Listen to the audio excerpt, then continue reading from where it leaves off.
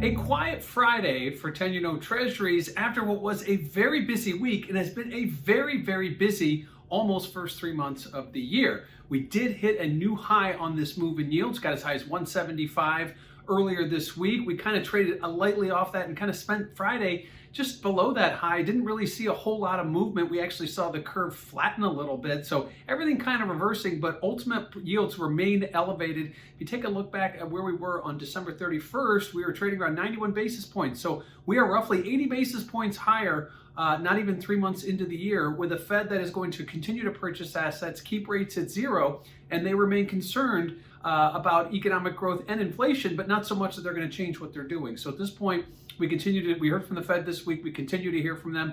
They are happy with the way the economy is growing. They want it to do better, and they're not concerned about inflation getting out of hand. One of the signals that we're getting from the bond market, we have been getting from the bond market over the last several months, is that inflation could be getting out of hand, but it hasn't quite yet. So we'll keep an eye on that, but yields remain elevated here near the high of the move. And again, it's been a huge move going back to the end of last year.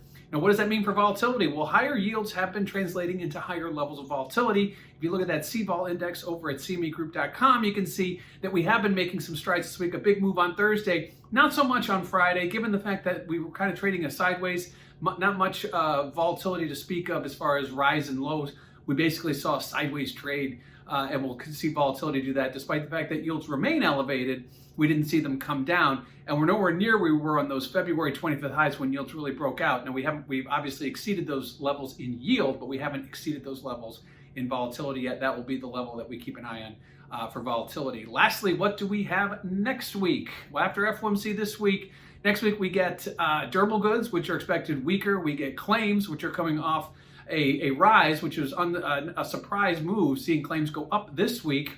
And then we get more of Mr. Powell, the Fed chairman. He will be speaking on Tuesday, Wednesday, and Thursday. Now, his Wednesday and Thursday testimonies are to Congress. It is with Treasury Secretary Yellen.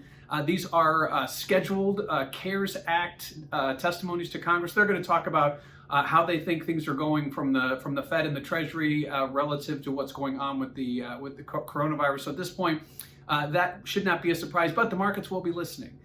Certainly when Mr. Powell speaks, the market keeps an ear very close to what he is saying. But this week he said he's not concerned really with what's happening with the high yield that we've seen over the last several months, seeing yields move very high very quickly. He's not too concerned about that. He's not concerned about inflation either. Certainly we'll keep an eye on it. He's more concerned about the economic growth and possibly seeing a lull in some of this growth that we've seen over the last several months. So 10-year note yields, a big week, 7th consecutive week that we've seen a rise week over week in yields, and 80 basis points going back to the end of last year.